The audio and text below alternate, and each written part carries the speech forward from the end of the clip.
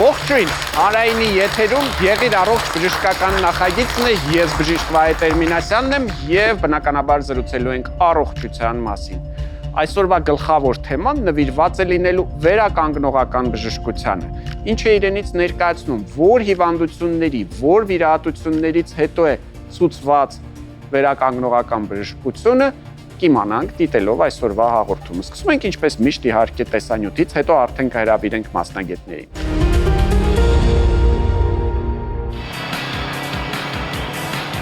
Իր 433 կոտրվածքով ամերիկացի մարզիկ կասկադյոր Իվել Քնիվելը Գինեսի ռեկորդագրի կոչումը պահպանում է մինչև օրս, որպես ամենաշատ կոտրվածք ունեցող մարդ։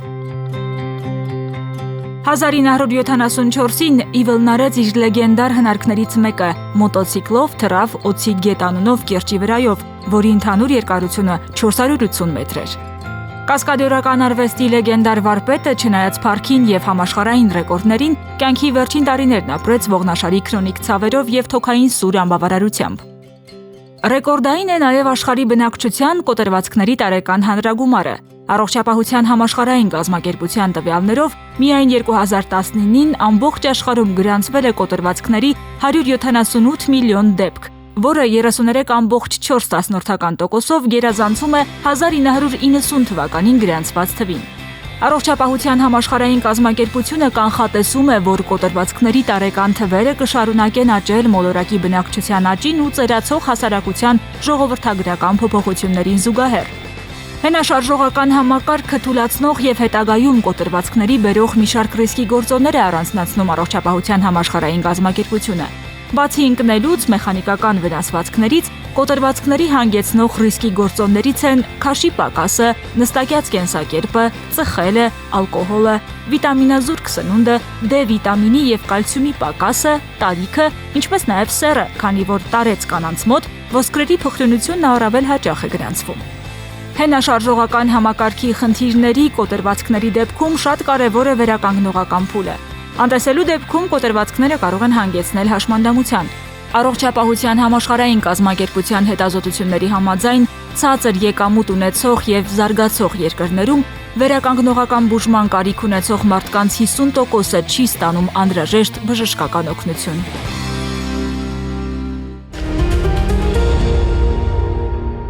Դե ինչ հարգելի հեռուստատողներ, դիմավորենք մեր այսօրվա առաջին հյուրին, իսկ հյուրը վնասվածքաբան օրթոպեդ Արտակ Օհանյանն է։ Դիմավորենք։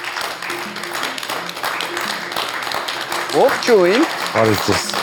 Մենք այսօր խոսում ենք վերականգնողական բժշկության մասին և մինչ իմ հարցերը ես ուզում եմ մեր հեռուստատողին ներկայացնել փոքրիկ վիճակագրություն, որպեսզի պատկերացնենք կարևորությունը։ Եվ այսպես, նյարդաբանական հիվանդություններից հետո մինչև 70% դեպքերում վերականգնումը բարելավում է կյանքի որակը։ Վնասվածքից կամ վիրահատությունից հետո վերականգնողական միջամտությունը կարող է կրճատել հաշմանդամության ռիսկը 40%-ով։ Ինսուլտ տարած անձանց 60%-ը վերադառնում է ինքնուրույն կյանքի վերականգնողական ծրագրերի շնորհիվ։ Պատկերացրեցինք վերականգնողական բժշկության կարևորությունը։ Վերականգնում ենք կյանքի որակը։ Ամենակարևորը արագ ենք վերադառնում ակտիվ կյանքին։ Դա էլ է շատ կարևոր այժմյան կյանքի ռիթմի հետ մեկտեղ։ Այսօր խոսենք վնասվածքներից հետո կամ վնասվածքներից առաջ, գուցե վնասվածքներից խուսափելու համար բժշկության վարժությունների մասին։ Վնասվածքներ չստանալու համար օրգանիզմը պետք է պատրաստ լինի։ Ինչ է նշանակում պատրաստ լինել։ Նույնիսկ որ մկանները պետք է առողջ լինեն, մկանները պետք է տոնուս ունենան, այսինքն բացի ամրությունը պետք է էլաստիկություն ունենան։ Եթե ուշադրություն դարձրել եք ցանկացած պրոֆեսիոնալ սպորտսմեններ, ցանկացած մարզումներից առաջ պարտադիր տաքացնում են մկաններ, այսպես կոչված, կատարում են մկանը ձգող, լայնացնող, թուլացնող վարժություններ, որպեսզի կարողանան ծանրաբեռնել մկանները եւ ստանալ բարձր արդյունավետություն եւ բարձր արդյունք։ Ինչի տեղի ունենում հակառակ դեպքում։ Եթե ավելի փորձեմ ոչ բժշկական հարցին պատասխանել ձեր, ինչ է լինում մեր հետ, երբ որ մենք առանց գիշերային քունը առնելու գնում ենք աշխատանքի։ Լրիվ նույն բանն է ստացվում, ինչ որ առանց մկանները պատրաստելու գնում ենք մարզվելու։ Այսինքն մկանը պատրաստ չի լինում աշխատելուն եւ ունենում ենք տարատեսակ թե գերձգվածություններ, թե այսպես կոչված սպազմի բնորոշ ցավեր, այսինքն մկան ուղղակի դադարում է կծկվելուց, քարանում է, սպազմ է առաջանում եւ բնականաբար ուղեկցում է ցավերով եւ շարժունակության անկումով։ Եվ դուք չեք կարողանում շարժվել, չեք կարողանում քայլել, չեք կարողանում զբաղվել ձեր սիրած սպորտաձևով կամ խաղային ինչ-որ մասնակցել։ Ու ամենակարևորը, որ շատ հաճախ, շատ փոքր մեխանիզմը կարող է բերել մկանի կամ ջլի վնասվածքի։ Այլ է թեթև վազելուց կամ անգամ քայլելուց միանգամից հանկարծ զգալ, որ ինչ-որ մի բան այնպես չգնաց։ Լավ։ Հիմա փորձենք հասկանալ, տարբերվում են արդյոք վարժությունները մինչև տրավման եւ տրավմայից հետո, թե նույն վարժություններն են իրականում։ Կանխարգելիչն ու վերականգնողականը դրանք տարբեր են, թե նույնն են։ Տեսեք, կանխարգելիչ վարժություններ որպես այդպեսին մենք չունենք, այսինքն մեր նպատակը որն է, որ զարգացնենք բոլոր մկանները, անխտիր բոլոր մկանները, քանի որ մենք ընկնելուց առաջ չենք որոշում, որ մկանը ծանրաբեռնենք կամ որը մեզ կպաշտպանի, այսինքն դա կատարվում է բնազդաբար, կախված որ հատվածում ենք մենք ունեցել վնասվածք, արդեն մենք այդ հատվածի համար ունենք որոշակի թիրախային արդեն վարժություններ, որովհետև օրինակ ծնկահոդի պարագայում ամբողջ ծնկահոդի ֆունկցիան հիմնականում ապահովում է քառագլուխ մկանը, բայց մենակ քառագլուխ մկանով մենք չենք սահմանափակվում, քանի որ քառագլուխ մկանը մեզ շատ մեծ դեր ունի մեր քայլելու, վազելու, վերկանալու, նստելու մեջ, բայց կան նաև ավելի փոքր մկաններ, որոնք շատ ավելի ոչ պակաս դեր են կատարում մեր ընդհանուր ծնկի օրինակ աշխատանքի մեջ։ Մենք ունենք ուղղահայաց հոդեր եւ հորիզոնական հոդեր։ Օրինակ ծունկը ներկայացնում է իրենց հորիզոնական հոդ, քայլելու ժամանակ մենք երկու ոսկրային հատվածները հենվում են իրար եւ ունենում ենք մենկայուն հենարան։ Իսկ օրինակ ուսահոդը հանդիսանում է ուղղահայաց հոդ եւ աշխատելու ժամանակ հոդաճեղքը գտնվում է ուղղահայաց դիրքում եւ մի մկանի անգամ թերի ֆունկցիան ամբողջ հոդի աշխատանքը թե խանգարում է եւ թե առաջացնում է կապաններ են մկանները են իրար հետ նկատի ունեն։ Այո, մի մկանի թերի ֆունկցիան համ կարող է առաջացնել սաստիկ ցավեր, կարող ենք մենք վնասված ստանալ մի այլ մկան վնասենք, ճիշտ վերականգնում չստանանք, տուժի այլ մկան եւ արդեն մեր ցավի բնույթը փոխվի, ցավուկ սրտի ավելի սաստկանա։ Բժշկուհանյան, մենք նախապես պայմանավորվել ենք, որ այսօր տաղավարում ցույց կտանք մի քանի վարժություններ, որոնք այսպես ընդհանուր բոլորի համար, այսինքն ոչ թե կոնկրետ վիրահատությունից հետո կամ կոնկրետ թե ինչ տեսակի վնասվածքներից, այլ բոլորի համար, անկամ եթե դուք չունեք որևէ վնասված կամ չեք տարել վիրահատություններ, բոլորի համար կլինեն օգտակար եւ ամենակարևորը անվնաս։ Այո։ Եթե անցնում ենք վարժություններին, ապա ես հրավիրում եմ բուժական ֆիզկուլտուրայի որակավորված մարզիչ Ռիտա Մարտիրոսյանին, համեցեք Ռիտա։ Եվ պետք է խնդրենք մի քանի վարժություններ ցուցադրել։ Այո։ Ինչից ենք սկսում։ Կսկսենք ուսահոդի վարժություններից, որ ամենահասարակ վարժություններն են, հիմնականում ավելի շատ այս վարժությունների նշանակությունն է վնասվածքից հետո, թե հետվիրահատական, թե ուղղակի կոնսերվատիվ բուժումներից հետո այս վարժությունները շատ արդյունավետ են, քանի որ ուսահոդը ամենամեծ ճկուն հոդերից մեկն է եւ հոդամակերեսները իրար չեն համապատասխանում, այսինքն բազուկոսկեր գլխիկը 4 անգամ ավելի մեծ է, քան թիակի տանձաձև հոդամակերեսը եւ մկանների թերի ֆունկցիան շատ մեծ ազդեցություն է թողում վերականգնման վրա։ Վարժությունները մենք բաժանում ենք երկու խմբի։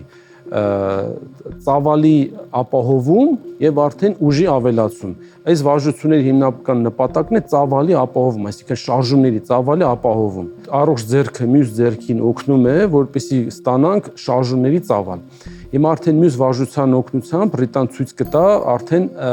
չնայած ձողը եթե ծանր եղավ, ձողը այս նույն վարժությունը արդեն ծավալը մեծացնող վարժությունը դառնում է մկանները ուժեղացնող վարժություն։ Եվ արդեն ձողի փոխարեն մենք կարող ենք օգտագործենք ռետինե ժապավենները, որոնք արդեն ունեն տարբեր ուժգնություն եւ ապահովում են մկանի արագ վերականգնում։ Սա արդեն մկանը զարգացնող վարժությունների մեջ է մտնում։ Սա ավելի բարդ վարժություն։ Սա ավելի բարդ է, այո, սա ավելի բարդ է, բայց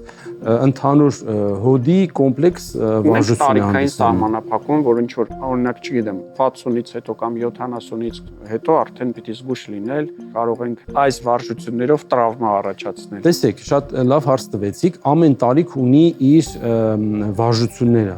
այսինքն ամեն հիվանդ ամեն տարիք ունի իր կյանքի նկատմամբ պահանջները եւ հնարավորությունները։ Հաջորդ վարժությունը ես կխնդրեի Ռիտային, որ ցույց տար կոնքազրային հոդի, ցավոք սրտի տարեսների մոտ շատ հաճախ տեղի ունենում կոնքազրային հոդի շրջանում կոտրվածքներ եւ ամենաանհարմար տեղն է։ Այո, ու թույլ տվեք նշեմ, որ նորից եթե пассив կյանքով է ապրում 60-ից բարձր տարիքի մարդը,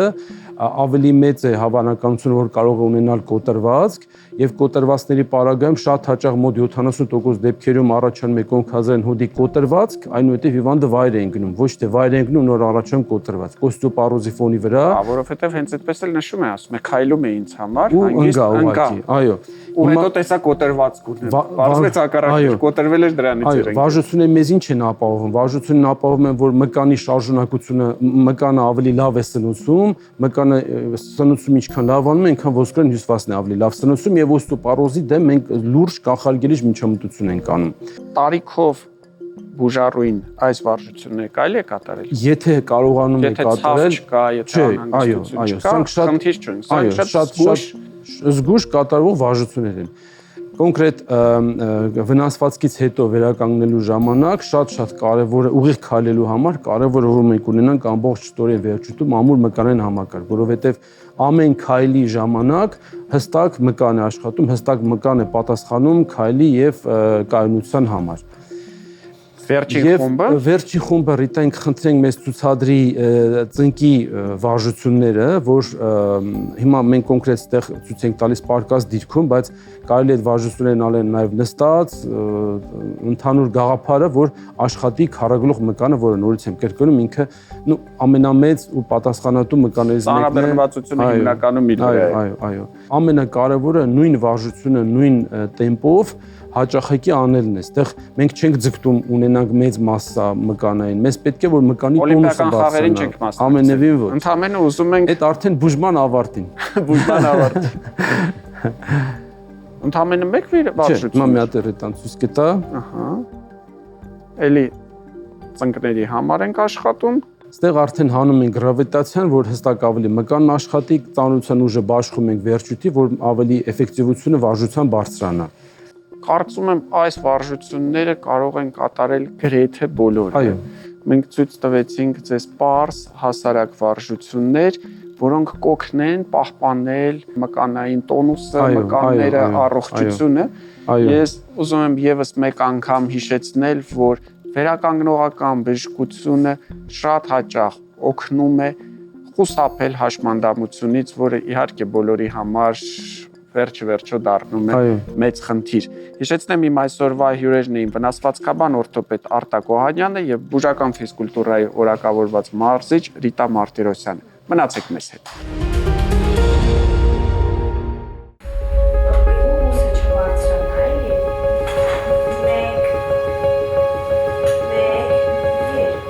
Մոտ 1 տարի առաջ ընկնելուց հետո ինձ մոտ ուսի հատվածում ցավեր սկսվեցին։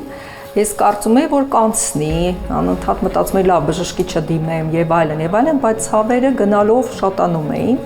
եւ հետազոտությունները ցույց տվեցին, որ ինձ մոտ ջլի վնասվածք կա ուսի։ 1, 2, 3, 4, 5 Ցավերը ավելի ու ավելի բարդացավ վիճակս մի խոսքով դիմեցի բժշկի եւ պարզվեց, որ միակ լուծումը դա վիրահատությունն է։ Դե կատարվեց վիրահատություն, իմպլանտ տեղադրվեց։ Ես հաջողությամբ անցա հետ վիրահատական փուլը, անշարժացման փուլը եւ մտածում էի, որ անշարժացումից հետո արդեն կարող եմ լիարժեք վերականգնված համարվել։ Եկա բժշկին այցելեցի, ասեց բուժման փուլը ամենապատասխանատու դեռ նոր է սկսվում։ Թևս լրիվ ոնց որ անշարժացած լիներ, մկաններս թուլացած, չէի կարողանում շարժել։ Երբ վնասվում է նյարդաթելը կամ նրա միելինային թաղանթը, ուղեղը շարունակում է ստանալ ցավային ազդակներ նույնիսկ այն դեպքում, երբ իրական վնասվածք այլևս չկա։ Այդ պատճառով էլ նեյրոպաթիկ ցավին սովորական ցավազրկողները գրեթե չեն օգնում։ Նեյրոպաթիկ ցավերը ներկայացնում են բավականին բարդ կլինիկական խնդիր, քանի որ հաճախ քրոնիկ են, առաջանում են որպես դիաբետի, քիմիոթերապիայի, ռադիկուլոպաթիաների, վիրահատական կամ տրավմատիկ նյարդային վնասվածքների հետևանք։ Երբ վերադարձա նորից բժշկին, ասեց լավ կլինի, որ վերականգնողական մասնագետ աշխատի, քինեզիոթերապևտը։ Ես համոզվեցի, որ իրոք պետքա, որտեղ ես ինքս չեմ կարող արդյունքի հասնել։ Հիմա դիմադրությամբ ենք աշխատում։ Ահագին ուժը վերականգնում է։ Բացի քինեզիոթերապևտի հետ աշխատելուց ես նաև անցել եմ լազերային թերապիա։ Այդ երկու պրոցեդուրաները մեկտեղ ինձ շատ լավ արդյունքներ տվեցին։ Վերջին տարիներին ապացուցվել է, որ ճշգրիտ հաշվարկված ինտենսիվությամբ եւ հաճախությամբ իրականացվող լազերային թերապիան թիրախային ուղղորդելիս կարող է մեծապես նպաստել նյարդաթելերի եւ միելինային թաղանթի վերականգնմանը։ Նոր սերնդի գործիքներում լազերային ճառագայթների կոմբինացիան եւ պարամետրերը նպաստում են շարակցական հյուսվածքներում առաջացած նյութափոխանակային խցանումների մաքրմանը։ 21-րդ դարի նորագույն լազերային տեխնոլոգիաներն ունեն կարևոր առավելություն։ Դրանց ճառագայթը հասնում է ոչ միայն մակերեսային, այլ խորը շերտերին, մինչև վնասված նյարդային վերջավորություններ։ Այն կանգնեցնում է ցավի առաջացման արատավոր շղթան, ստեղծելով ինքնավերականգնման համար բնական պայմաններ։ Նախկինում ընդհանրապես նույնիսկ 20 սանտիմետրով չէի կարող առաջ բերել, թեւս, իսկ հիմա ահագին արդյունքներ ունեմ։ Շատ բուժառուների մոտ ցավը նվազում է արդեն առաջին մի քանի այցից,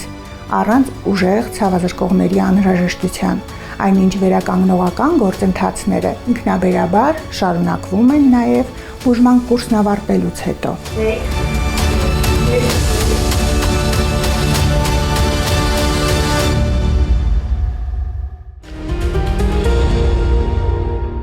Մեր հաղորդման հովանավորն է պտղաբերության կենտրոնը, որտեղ իրականություն է դառնում զույգերի, ինչպես նաև միայնակ կանանց զավակներ ունենալու երազանքը։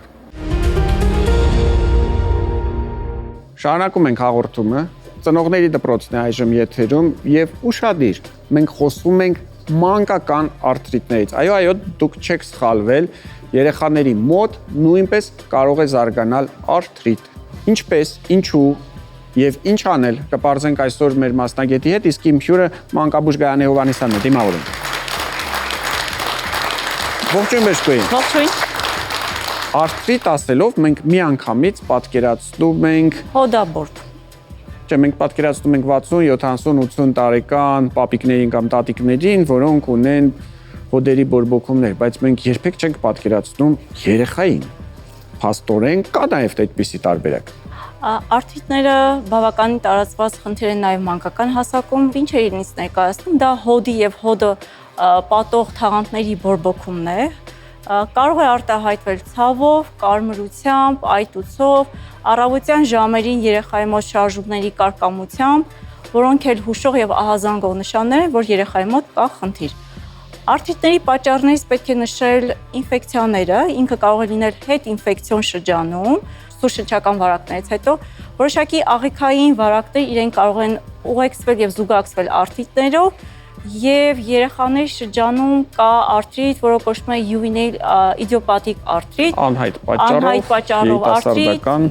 որը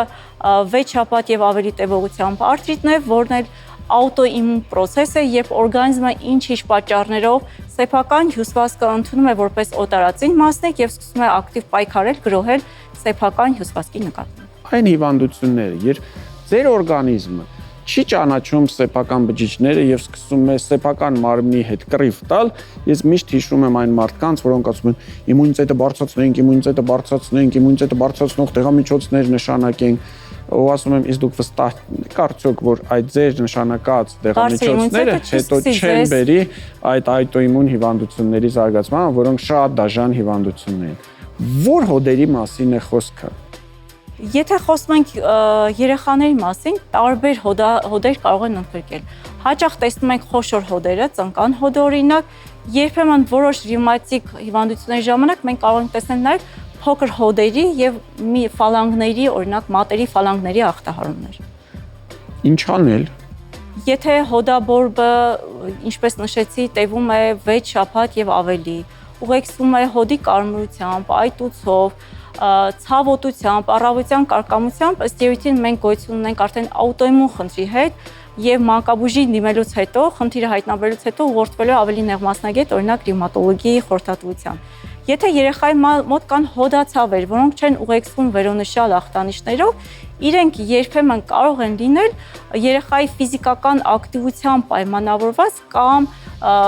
աճի հետ կապված որոշակի ցավեր, որոնք կարող են ուղեկցվել նաև մկանացավեր։ Ու ժամանակի ընթացքում նրանք կանցնեն։ Եվ իրենք բարորակ են ժամանակի ընթացքում ասում են։ Եթե իրական, այսպես ճակատավոր, իրական հոդաբորբ ունենք ու չենք զբաղվում, ինչով կարող է դա վերջում կարող է ավարտվել հոդի շարժունակության ամբողջությամբ սահմանափակումով։ Փոքր երեխան եւ շարժումների սահմանափակում անվերադարձ իրականում, եթե արդեն հասանք դրան, ապա մենք ունենում ենք հաշմանդամություն, 100%-անոց բուժման մասին կարող ենք խոսել, թե մենք կարող ենք ժամանակ ձգել, ռեմիսիաների հասնել, նախ պետք է ճիշտ ախտորոշել, թե արթրիտի որ տեսակի հետ գործ ունենք, եթե դրանք ինֆեկցիաներով պայմանավորված արթրիտներ են, իրենք բավականին լավ ենթարկվում են բուժմանը։ Եթե դրանք աճի հետ կապված ցավերն են, իրենք ինքնուրույն են անցնում։ Բայց եթե աուտոիմունը ինքը երկարատև հսկողություն եւ բուժում պահանջող իրավիճակ է, որը վերջնական այսպես բուժում է։ Դժվար է ասել ինչով կվերջանա։ Այո, ավարտնել կախված է ծնողի հետևողականությունից, բուժման կուրսից։ Ամեն դեպքում, եթե դուք նկատել եք, կասկածում եք, անպայման դիմեք մանկաբույժին, որովհետեւ գուցե դա շատ բարորակ ու լավ ընթացքով հոդաբորբ լինի, բայց գուցե եւ բերի այնպիսի իրավիճակի, որ տարիներ անց ձեր երեխան գուցե մանկական տարիքում գուցե մեծահասակ ժամանակ ունենա շարժումների սահմանափակում եւ ցավոք սրտի պատմությունը ավարտվի հաշմանդամությամբ։ Ես կուզեի նշել նաեւ մեր պարբերական հիվանդության մասին, որը չմոռանանք, քանի որ մեր ազգաբնակչության շրջանում շատ տարածված է եւ դրսևորումներից մեկը կարող է լինել այսպես բարորակ թվացող հոդաբորբը։ Դրա համար ինքնաբուժությամբ չենք զբաղվում, հոդացավերի դեպքում ամեն դեպքում դիմում ենք մասնագետի։ Ինչ ասես, չենք կապում, չենք պատահում, մի արեք։ Կատարի ախտորոշում, եթե բարորակ է երեխային հանգիստ կթողնենք, եթե կարիք ունի կանցնենք հետազոտություններ որոշակի։ Եվ վերջապես, եթե դա, չգիտեմ, տրավմատիկ հոդաբորբ է կամ հետինֆեկցիոն, դրանք շատ հեշտ կարելի է գոյություն ունեցող դեղամիջոցներով, քան թե, չգիտեմ, սոխ է, կաղամբ է, տաք թռչոցներ են, արջի յուղ է եւ նման հիմարություններ։ Մի արեք նման բաներ, թողեք թող երեխաները մեծանան առողջ։ Մեր եթերում ծնողների դպրոցն էր, մենք խոսում էինք հոդաբորբերի մասին, մեր հյուրը մանկաբույժ Գայանե Հովհաննիսյանն է, շնորհակալություն։ Շարունակում ենք հաղորդումը եւ խոսում ենք կարևորի մասին, իսկ թեման այսօր ձեռքերի դող եւ թմրածություն։ Անուշ Գասպարյանն է նյարդաբան մեր հյուրը, ողջույն Բժշկուհի։ Չկա որևէ մեկը, որ երբևէ ինչ-որ անհաջող դիրքով նստած կամ պարկածի ու վեր կենալուց չզգա, որ վերջույթներից մեկ առնվազն թմրած է։ Ինչ է իրենից ներկայացնում։ Ինչ է այդ թմրածություն ասածը, ինչ է։ Իրական թմրածության պատճառները շատ են, եթե վերցնենք տենց ուղղակի մի պահ թմրած լինելը, որ դիրքային ինչ-որ մի դիրքից հետո ինչից է դա առաջանում, տվյալ պահին ինչ-որ մի նյարդի սեղմվածության հետևանքով, երբ որ sense նյարդը սեղմվում է, հետո վեր ենք կենում, այդ սեղմվածությունը անցնում է, այդ թմրածության մրջունների զգացողությունը լինում է, մի քանի վայրկյան կամ րոպեից հետո այդ ամեն ինչը անցնում է։ Լինում են դեպքեր, իհարկե, երբ որ նյարդերի սեղմվածությունը կամ արյան շրջանառությունը վերջույթներում անբավարար է լինում ու դա արդեն իսկ դառնում է քրոնիկ վիճակ, բնականաբար դա արդեն չի անցնում կամ ինչ-ինչ դիրքերի ժամանակ ավելի երկար է տևում թմրածությունը։ դա արդեն նման դեպքերում պետք է դիմենք բնականաբար մասնագետի հասկանալու խնդիրը։ Իսկ թե ինչից կարող են լինել պատճառները, դրանք շատ են։ Նախ առաջին հերթին թունելային սինդրոմները ձեռքերում եւ ոտքերում տեղակայված այն նեղ տարածությունները, որտեղով որ անցնում են նյարդերը։ Այդ հատվածներում նյարդի սեղմվածությունից լինի դա միկրոտրավմայի հետևանքով, լինի ինչ-որ միկրոբորբոքային պրոցեսների հետևանքով, լինի աշխատանքի հետևանքով։ Մկնիկն է նպաստում կարետեսի։ Նաեւ ոչ միայն մկնիկ, օրինակ հելունագործները կամ ովքեր որ կար են անում, այսինքն այն բոլոր աշխատանքները, որոնք որ բերում են կոնկրետ եթե ձեռքերի թմրացության մասին է խոսքը, ձեռքերի դաստակների անընդհատ աշխատանքին։ Բժիշկները սոնոգրաֆիստներն են, գիտեմ բողոքում։ Նաև սոնոգրաֆիստները, վիրաբույժները երբեմն լինում է, երբ արմունկների վրա հենված են ինչ-որ գործ անում կամ սովորութային է դա ուղղակի մարդը անդադ արմունկի վրա հենվելով ինչ-որ գործ անում կամ իրեն հարմար է այսպես մեքենա վարել։ Այդ ժամանակ նույնպես կարող է սեղմվել տվյալ հատվածում։ Վտանգավոր է արդյոք թմրացությունը։ Կյանքին իհարկե վտանգ չի սպառնում, բայց եթե այն աստիճանը շատանում է եւ նյարդաթելիկների տոկոսը, որոնք որ վնասվում են, դրանք շատանում են ինչ որ մի քանակից ավել, դա արդեն անդառնալի երևույթ կարող է ունենալ։ Այսինքն միշտ չէ, որ նյարդը ամբողջությամբ մենք կարող ենք վերականգնել, եթե 3-րդ, 4-րդ աստիճանի է կամ այլ նյարդաթելիկ այլևս չունենք, որը որ հնարավորություն ունենա վերականգնվել կամ իր վրա վերցնել մյուս նյարդաթելիկների, այսպես ասած, աշխատանքը։ Ինչ կասեք ողնաշարի մասին։ Հաջորդը այո, ողնաշարի խնդիրներ են։ Երբ օրինակ մենք ունենում ենք ողնաշարի պարոնցային հատվածում խնդիրներ, որտեղից որ դուրս են գալիս ողնաշարի դուրս են գալիս նյարդերը։ Այդ ժամանակ նույնպես մենք կարող ենք ունենալ թմրածություն, ցավ, թուլություն, ընդհանուր մինչև մկանների ատրոֆիա, այսինքն ձեռքը կարող է բարակել։ Ավելի շուտ ցավ, քան թմրածություն, չէ՞։ Սկզբում ցավ, այո, ողնաշարային խնդիրների ժամանակ հիմնականում սկզբում առաջանում է ցավ, հետո միանում է թմրածությունը։ Իսկ օրինակ թունելային սինդրոմների ժամանակ հակառակը սկզբում թմրածությունն է, հետո միանում է ցավը եւ թուլությունը։ Լինում են դեպքեր օրինակ ողնաշարային խնդիրների ժամանակ, երբ մենք առաջին որպես սիմպտոմ ունենում ենք մկանի բարակում, ինչ որ ձեռքի հատվածում, ինչ որ մի մկանի բարակում, հետո նոր միանում է ցավը, թմրածությունը։ Այդ պատճառով ցանկացած առհասարակ եթե մենք ունենում ենք մարդը սկսում է ձեռքի մեջ մանգալ պատճառը, այնինչ իրականում ողնաշարն էր մեղավոր։ Այո, ու եթե ինչ որ մենք փոփոխություններ ենք ունենում օրգանիզմում, որոնք որ ոչ սովորական են եւ բնականաբար այսպես կրկնվում են եւ անհանգստացնում են պացիենտին, պետք չի տես դե լավ կանցնի։ Ոչ, եթե դա պերիոդիկ բնույթ է կրում, հատկապես նյարդերի ու նյարդաբանական խնդիրների դեպքում պետք է հնարավորինս շտապ դիմել բժշկին։ Կա ինչ-որ միջոց, որը կարելի է օգտագործել զուտ այդ թմրածությունը անցկացնելու համար, թե պետք է գնալ եւ բուն խնդիրը լուծել։ Եթե սկզբնական փուլերն են, այսինքն նոր-նոր սկսելա ձեռքը թմրել, նախ առաջնահերթ հասկանալ պատճառը։ Եթե ունենք թեթև աստիճանի կարպալ թունելի սինդրոմ, առաջինից մինչև երկրորդ չհասած, երբ ունենում ենք միայն զգացողական նյարդաթելիկների ախտահարում, շատ հաճախ ուղղակի ֆիքսատորի կրումը, որոշակի դիրքերում սահմանափակում է, այսպես ասած, աշխատանքի եւ նաեւ ինչու՞ չէ ֆիզիոթերապիա կամ թույլ ներարկումները կարող են շատ լավ օգուտ Կամ այսպես ավտոմեքենա չքշել։ Շատ կախված է թե որ թունելում է խնդիրը եւ ինչից է դա առաջանում։ Կախված է թե ինչ սովորություններ ունի մարդը, ճիշտ է, եթե դա կապված է աշխատանքի հետ, բնականաբար, եթե հնարավորություն կա աշխատանքը փոխելու, շատ ավելի լավ իհարկե, եթե հնարավորությունը չկա աշխատանքը փոխելու։ Գնում եք ձեր տնօրենի մոտ, ասում եք ես փոխում եմ իմ աշխատանքը, ասում եք ինչի, ասում եք ձեռքս թնում եմ։ Ինձ այս աշխատանքը էլ դուրս չի գալիս։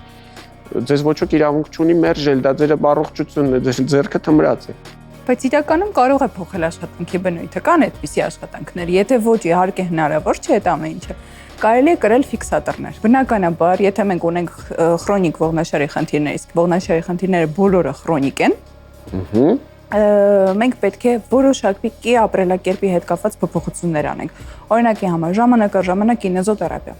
տանը վարժություններ, որոնք որ 10-15 րոպե են տևելու, կամ մշտական լող, որը որ կնպաստի ողնաշարի շուրջ գտնվող մկանների զարգացմանը եւ ինչ-ինչ չափով ծանրաբեռնվածությունը ողնաշարի վրա, բերելով ստաբիլության։ Եթե մենք ունենք թմրածություն, դա նաև կարող է կապված լինել որոշակի օրգանիզմում միկրոէլեմենտների եւ հորմոնալ փոփոխությունների հետ։ Օրինակ, անեմիաների ժամանակ, սակավայնություն կամ արյան խտության ժամանակ կարող ենք ունենալ, վիտամին B12-ի պակասի ժամանակ կարող ենք ունենալ, շաքարային դիաբետի ժամանակ շատ հաճախ առաջանում է դիաբետիկ պոլինեյրոպաթիա կոչվածը, երբ նույնպես ունենում ենք մենք թմրածություն։ Օրոցքային հիվանդները, երբ որ ստանում են քիմիոթերապիա կամ պրեպարատներ կամ դեղամիջոցներ, որոնք նույնպես բերում են պոլինեյրոպաթիա, շատ ճիշտ է։ Անցնենք դողին, ինչու են ձեռքերը դողում։ Պատճառները էլի մի քանիսն են։ Առաջնահերթ ու ամենատարածվածը նյարդային բնույթի դողն են կամ էսենցիալ տրեմորը, որը որ պայմանավորված է մկանաթելիկների գերակտիվ աշխատանքով։ Օրինակ ֆիզիկական ծանրաբեռնվածության ժամանակ մկանները սկսում են գերակտիվ աշխատել, օրինակ ստրեսային իրավիճակների ժամանակ ադրենալին, Մարդը ջղայնանում է, ձեռքերը դողում են, դա նորմալ է։ Նյարդայնանում է, ձեռքերը դողում են։ Այո, դա նորմալ է։ Ելույթ ունենա, ձեռքերը դողում են։ Այո, դա անհանգստությունից է եւ նյարդային ստրեսային հորմոնների ադրենալինի, նորադրենալինի, այսպես ասած։ Իսկ ինչի՞ ինչ որ մեկին դողում են, մեկին չեն դողում։ Դա ինդիվիդուալությունից է մարդու կախված։ Մեկի մոտ մկանաթելիկները գերակտիվ արձագանք են, լավ ու վատի հարց չի։ Դա նորմալ է, կարող է լինել։ Ամենակարևորը որ դրան շատ ուշադրություն չդարձնել, որովհետև շատ, այսպես ասած, կենտրոնանալով դրա վրա բնականաբար ձեռքերը սկսում են շատ ավելի շատ դողալ։ Եթե դուք դրա մասին մտածում եք, այդ պահին ձեր եւ մենք ֆիքսվում ենք այո դրա վրա, սկսում է ավելի շատ դողալ։ Հավատացեք, ավելի շատ է դողում։ Այո։ Պետք է դա թաքցնել, թե ձեր կարծիքով նորմալ է։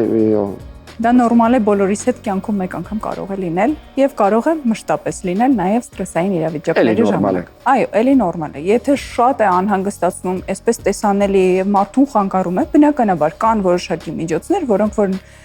օգնում են այդ մկանաթելիկների գերակտիվ աշխատանքի որոշակի նվազեցմանը։ Երբ մենք գնում ենք էնդոկրինոլոգների մոտ, երբ նրանք որոշում են ստուգել մեր վահանաձև գեղձը, ճիշտ է, ապա նրանք չգիտես ինչու, երբեմն առաջարկում են փակել աչքերը եւ ձեռքերը այսպես պահել կամ առանց աչքերը փակելով, ասում են ինչ գործ ունի իմ վահանաձև գեղձը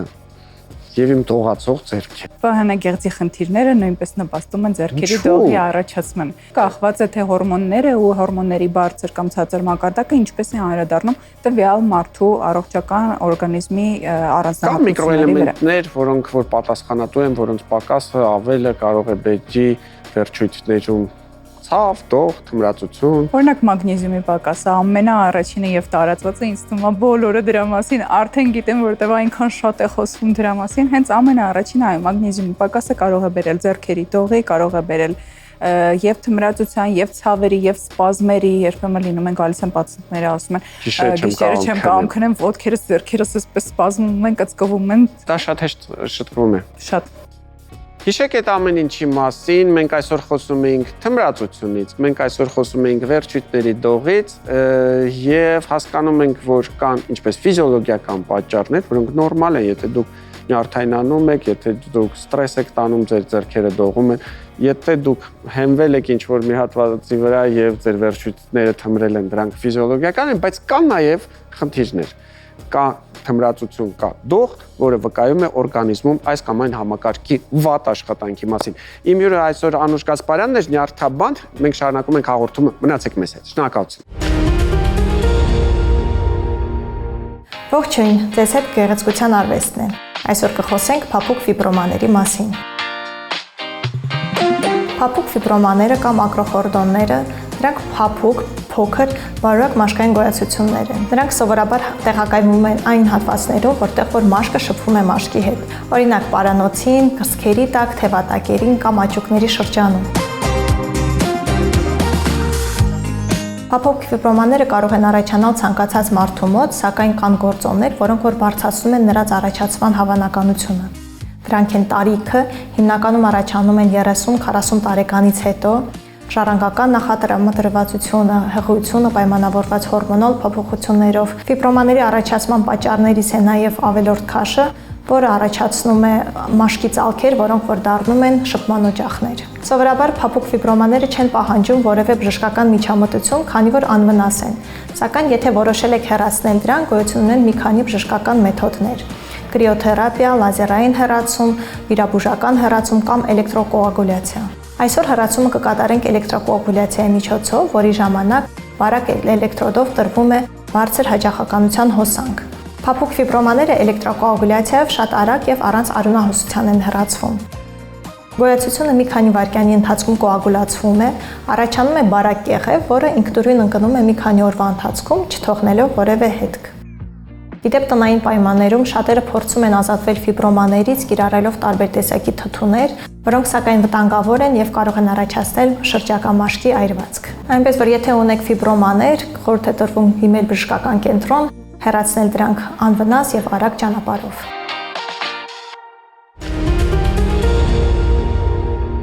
Դե ինչ հարգելի հեռուստադիտողներ, այսօրվա համար պատրաստել էինք այսքանը։ Ուզում եմ հիշեցնել, որ մեր հաղորդման հովանավորը պտղաբերության կենտրոնն է, որտեղ իրականություն են դառնում ցանկացած զույգի, ինչպես նաև միայնակ կանանց զավակ ունենալու երազանքները։